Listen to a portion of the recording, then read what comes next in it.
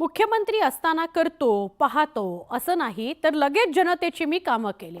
2.5 वर्षात इतक्या सह्या केल्या जेवढ्या मागच्या 25 वर्षात झाल्या नसतील असं उपमुख्यमंत्री एकनाथ शिंदे म्हणाले.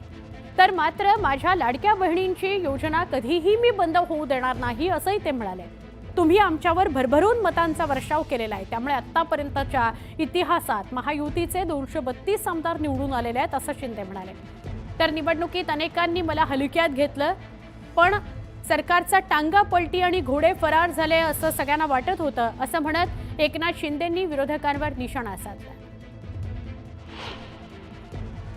जनतेचा आशीर्वाद असला तर सगळं होतंय. मी आपल्याला माहित आहे, मुख्यमंत्री असताना जे माझ्याकडे आले, करतो बघतो पाहतो, माझ्याकडे नाही, लावला फोन काम करून टाक, चिठ्ठीवर सही केली. मी तुम्हाला सांगतो, आतापर्यंतच्या इतिहासामध्ये जेवढ्या मी सह्या केल्या ना त्या 25 वर्षात झाल्या नसतील. कुठलं रेकॉर्ड होईल माहित नाही मला. तुम्ही आम्हाला भरभरून मतांचा वर्षाव केला. आतापर्यंतच्या इतिहासात 232 आमदार महायुतीचे कधी आले होते का शरद बापू?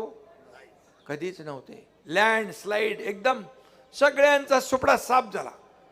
लाडक्या बहिणींना मी म्हणालो होतो, हे सावत्र भाऊ कोर्टात गेले तुमची योजना बंद करायला, खोडा घालायला. कोर्टाने पण त्यांना लप्पड दिली, बोला भागो.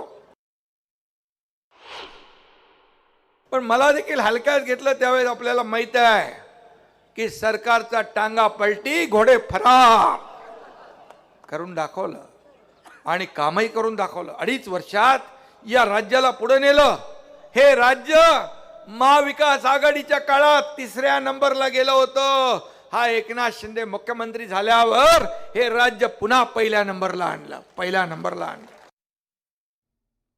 धर्मसत्ता आणि राज्यसत्ता एकत्र आल्यानं देशाचा विकास होणार नाही असं म्हणत भीमराव आंबेडकरांनी भाजपवर निशाणा साधलाय. अकोले तालुक्यामध्ये बौद्ध धम्म परिषद राष्ट्रीय अध्यक्ष भीमराव आंबेडकर यांच्या उपस्थितीत पार पडले. या परिषदेमध्ये लोकांना संबोधित करताना त्यांनी हे विधान केलंय.